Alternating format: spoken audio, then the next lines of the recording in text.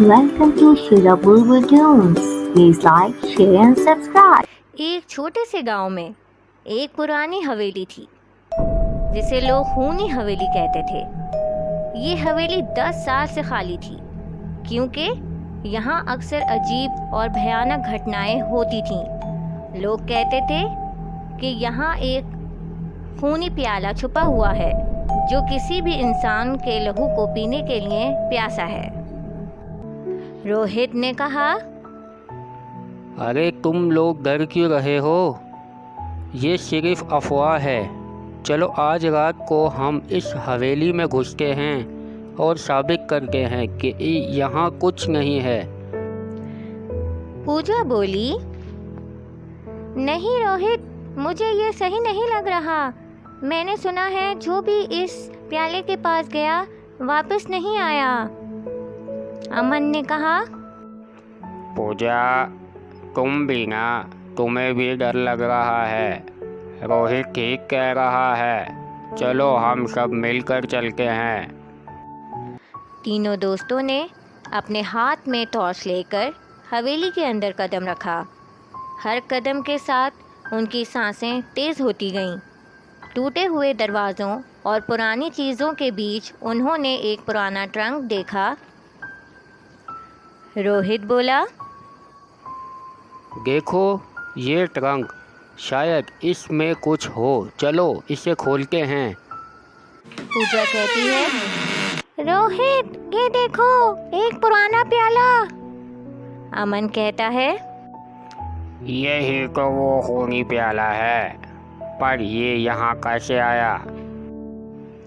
जैसे ही उन्होंने प्याले को उठाया, हवेली में हवा तेज चलने लगी और दरवाजे अपने आप बंद होने लगे। एक भयानक हंसने की आवाज़ ने सबको हिला कर रख दिया। पूजा बोली, ये आवाज़ कहाँ से आई? रोहित कहता है,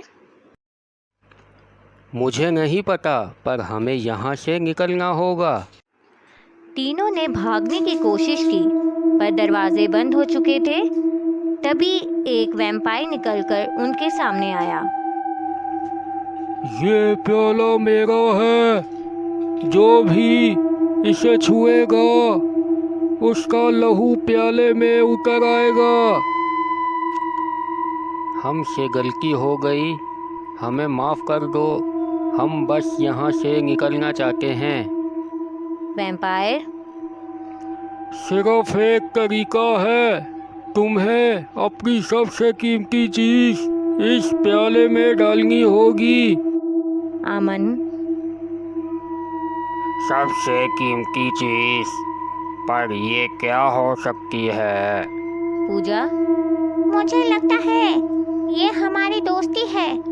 हम तीनों को मिलकर अपनी दोस्ती की कसम खानी होगी और ये वादा करना होगा कि हम कभी किसी की जान लेने का सोच भी नहीं सकते।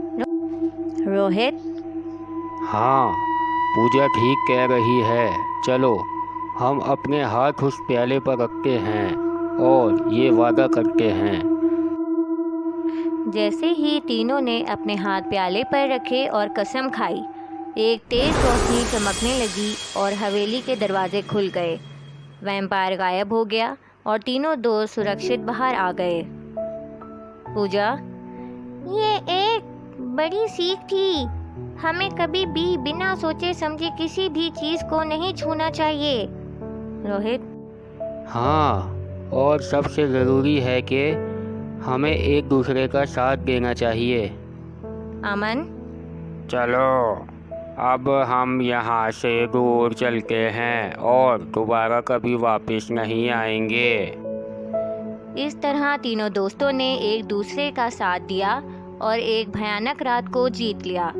इस कहानी से हमें ये सीख मिलती है कि डर और खौफ के सामने दोस्ती और विश्वास सबसे बड़ा हथियार हैं।